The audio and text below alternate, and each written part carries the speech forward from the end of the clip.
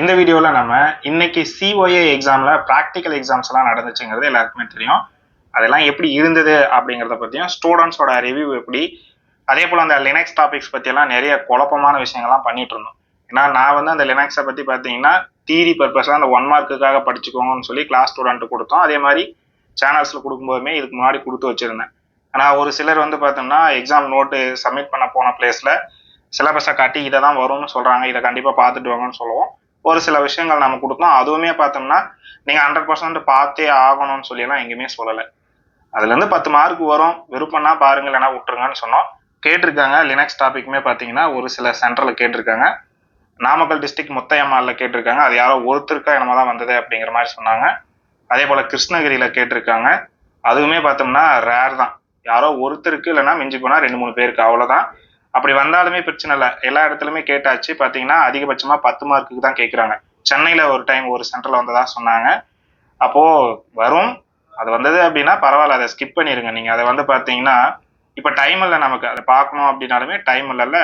அப்போ ஏற்கனவே பார்த்துருக்குற அந்த 34 ப்ராக்டிக்கல் ப்ளஸ் வந்து உங்களுக்கு ஓப்பன் ஆஃபீஸில் வரக்கூடிய கொஸ்டின்ஸ், அப்போ இதை மட்டுமே பார்த்தீங்க அப்படின்னாலே நான் நேற்றே சொல்லிட்டேன் கிளியராக 80 மார்க் இதிலிருந்து மட்டும்தான் உங்களுக்கு கவர் ஆகும்.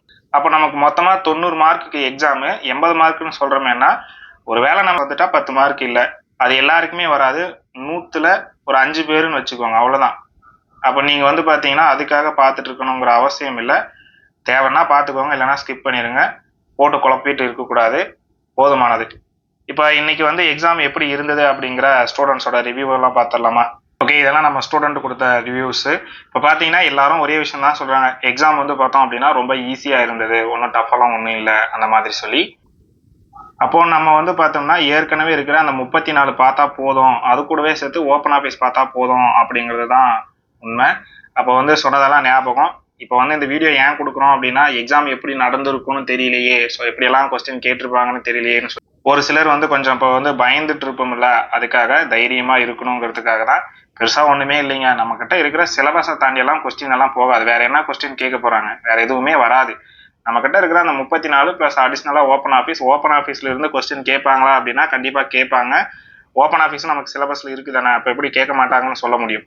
அப்போ எனக்கு என்ன வரும், எதை மட்டும் பார்க்கலாம் அப்படிங்கிற மாதிரிலாம் யாருக்கும் சொல்ல முடியாது. ஏன்னா வந்து பார்த்தோம்னா ப்ராக்டிக்கல் இருக்கிற எல்லா கொஸ்டினுமே வந்து பார்த்தோம்னா கண்டக்ட் பண்ணுவாங்க. நம்ம அதில் என்ன பேப்பர் எடுக்கிறோமோ அந்த பேப்பரில் இருக்கிற கொஸ்டினை நம்ம பண்ணி தான் ஆகணும். இது எல்லாமே வந்து யூடியூப்பில் நம்ம பேசும்போதே சொன்னது தான், தெளிவாக சொல்லியிருப்போம் இன்ஸ்ட்ரக்ஷன் கிளாஸில். அப்போது நம்ம குறிப்பிட்ட கேள்விகள் கொடுங்க அந்த மாதிரிலாம் எதுவும் எதிர்பார்க்கக்கூடாது. எல்லாமே பார்த்துட்டு போங்க, தெரிஞ்சதே எழுதுங்க, கொஸ்டினுக்கு எப்படி அவுட்புட் கொடுக்கணும்னு பார்த்துட்டு போயிருங்க.